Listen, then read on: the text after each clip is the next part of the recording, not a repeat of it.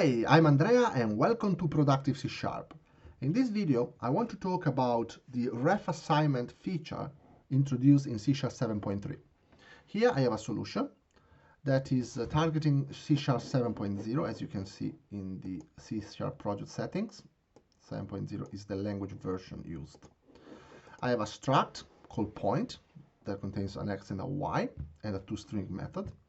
The program is creating two instances of points as static members, and then I have two methods that return a reference to each of those points, and then the main is creating a ref local variable called p that is referencing point 1, and a ref local variable called q that is referencing point 2, and then the program is printing p and q to the screen.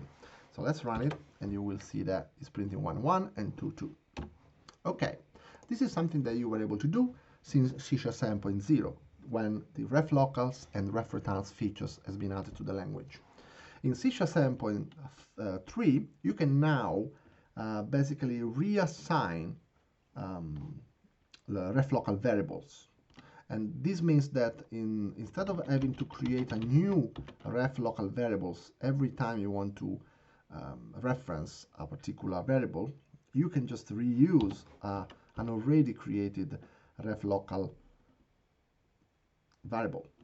As you can see here, here I can just move this printing here at the above, and here I can just print p. The problem is that you get a compiler error, as you can see, because the feature ref assignment is not available in C# 7.0, and the Visual Studio is actually telling you that you can upgrade to 7.3, and let's do that. Right, so now, as you can see in the C# project settings, the language version has been set to 7.3, and this code compiles. Right, if I run it, you will see exactly the same results. The difference is that now I've reused a ref local variable instead of creating a new one. And let me show you an example of changing the variable inside to actually show that this is what's happening. So now p is pointing to point 2. So if I change x, it's not going to change point 1, but it's going to change point 2. Okay. So instead of printing p and q, let's for example print directly get point 1 and get point 2. So I want to see the effect of changing x when p points to point 1, and the effect of changing x when p points to point 2.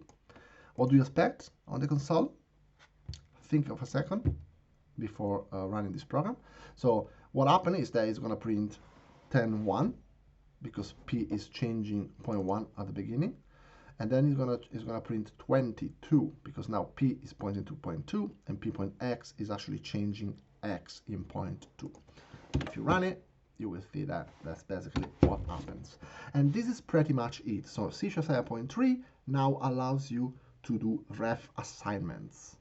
An important thing to mention is that you still need to initialize the ref local variables when they are declared. So there is it's not possible to do something like this, that you just create a ref point p and you later on assign it.